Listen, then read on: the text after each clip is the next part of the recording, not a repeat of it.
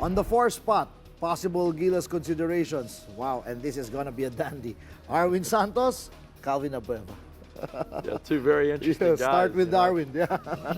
Both of them provincial guys. Yeah, you know? yeah. And I think we were allowed to feast in the final on this matchup, Yep. you know, and with San Miguel in Alaska, and these two guys, seemingly brothers from the same province, Yeah. but no Very love close. lost between the two of them when they played, and both of them great competitors.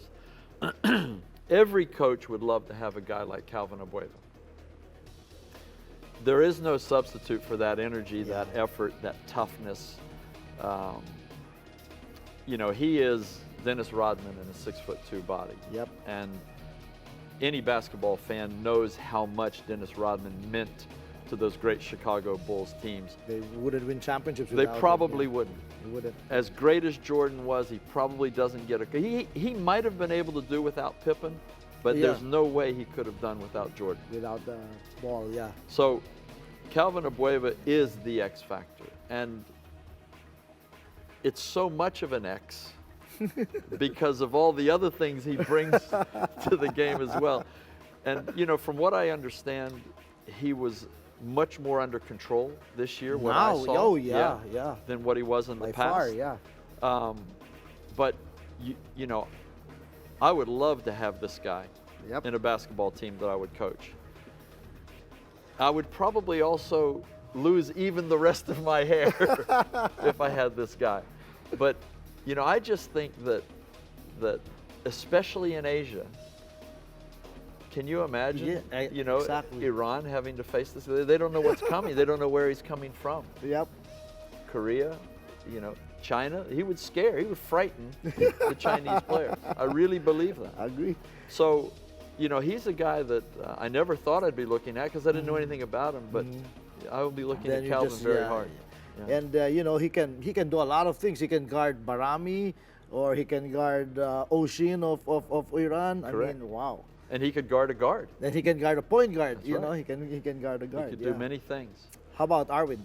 Arwind's a, you know, Arwind's a gamer. He's a guy I like to call a gamer.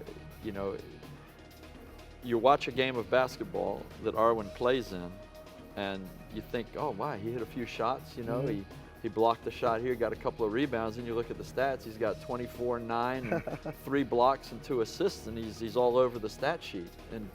And he does it relatively quietly, except when he hits those big shots in big moments. Then he makes noise. Arwind's as is Calvin. He's an undersized four-man. Yeah. So the question that hangs over Arwind's head is, offensively, can he move to the wing? Because in international basketball, he's probably, the size is a hindrance. Yep. But he's also light. You know, his Yeah. frame isn't heavy Yes. enough. More than the size. Yeah. But boy, I'll But tell he's you a what. strong, light, rye frame. He is. Yeah, yeah. He is. He plays in amongst the traffic all the time. But again, we get back to the difference between PBA size and international size. But if Arwind can slide over to the 3 and be a 3-4, if he can put the ball on the floor with you know, some security, Yes. he doesn't have to be, you know, a guy that can blow by people, and he can defend 3-man. And this is, you know, even in the second conference, which started, he played at the 3 a lot last night. Last night. Because they had the import and Junmar on the court together. So this is what I want to see. And, you know, I'll be watching San Miguel's games very closely because Arwind's shooting ability is a great resource to have if you Gonna can be put great that on for the floor. that spread 4, or if you can play the 3. Well, the final slot, Big Beau Belga, Greg Slaughter for the center spot. Well, of course, we've been around Beau so much. So, thoughts on Beau? Well, I don't see Beau as a 5.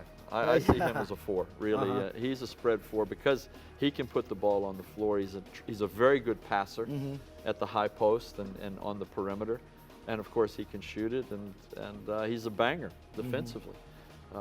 And Beau has the intangible of being a leader. You know, he's great in the locker room. He's great away from the court. He's not just a smart basketball player. He's a smart guy as he watches the environment of the team. And, you know, one thing that I think every team needs is a glue guy, and I see Beau as a guy that could fill that role. But I'm not gonna sugarcoat it for the fans. I'm not gonna sugarcoat it for Beau. He's got to trim down. Yeah. You know, and if we want to play, you know, at speed, and I actually had a meeting with Beau and sat him down and talked to him about this, and you know, he works hard at that. It's not his work ethic. It's probably the dinner table that is his undoing, and that's something that he's got to, you know, be disciplined about. And I think if he can trim down, he's got a great shot of making the GILAS team. And finally, Greg, you know, yeah. I mean, I would have said Greg didn't belong on this list until what I've seen in just the beginning of this conference. Yeah. Wow, He's that's shown up- interesting. yeah, and it Yeah. surprised me. I think Greg needed more international competition because I think he's got to play tougher. But I see that, you know, he's gained weight. He's got more size. He's hanging tough with the import players that he's playing against in the first few games. And he's shooting the ball so well. And he's showing a variety of moves. He's always had that, yeah. He's Yeah. always had that. Good But he's hands, got yeah. the jump hook, he's got the Yeah. turnaround jump shot, he's got the mid-range jump shot. And, you know, he's rebounding the ball well. And at his size, of course he's going to come into consideration. There's just not enough 7-foot Filipinos You running think around. he could play potentially the role that you had for, what's the name of your guy in Jordan? The old guy who was just shooting threes and you kept drawing, you kept drawing Haddadi out, yeah. What's Well, his name? Zedda Haas, that was Yeah, Zedda Haas. yes. He's a true three-point shooter, you know. Yeah. He can stretch the floor a lot. And you don't think Greg has that Not that, range not yet? at the Okay, three. yeah. You know, and the other thing Zed is he was a 270-pound guy, so he could lean on Haddadi, and he was heavy, really Yeah. heavy. Greg has gotten bigger, but I don't think he's going to push Haddadi around yet. But certainly he can pull him away into the high post and extended post, and Yeah. you know, if his passing ability is okay, then you know we can run some things off of that. So Greg will definitely, you know, be in line for consideration as well. Well, I think it's no secret that the 10 guys we mentioned, we don't know if they're going to make the final, but at least they deserve very serious consideration, at least for the pool. Would you agree? Yeah. And I would think you'll see all of those in the Yeah, pool, in the barring pool. injury and Wow, of course. scoop na yan, ha?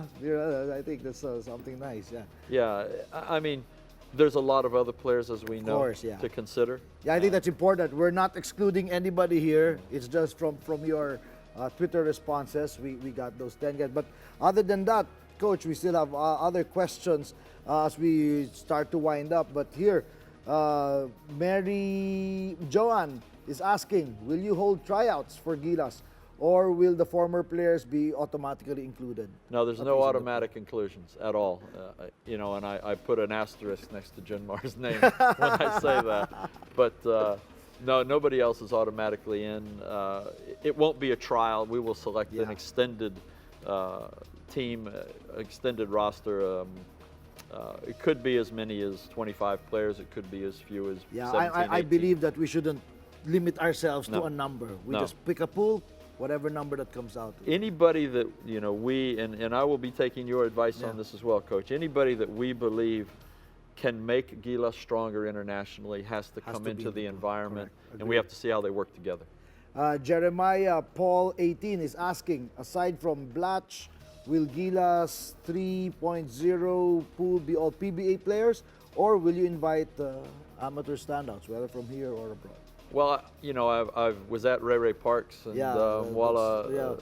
Well, we know Ray Parks is eligible. We don't know yet about Tatua and the others. Right. But, I was at their games today. Yeah. And watched them again. You know, these are talented guys. They're not that young. 22, 25 years old is not young internationally. It's young for the it's around for the Philippines. PBA. Yeah.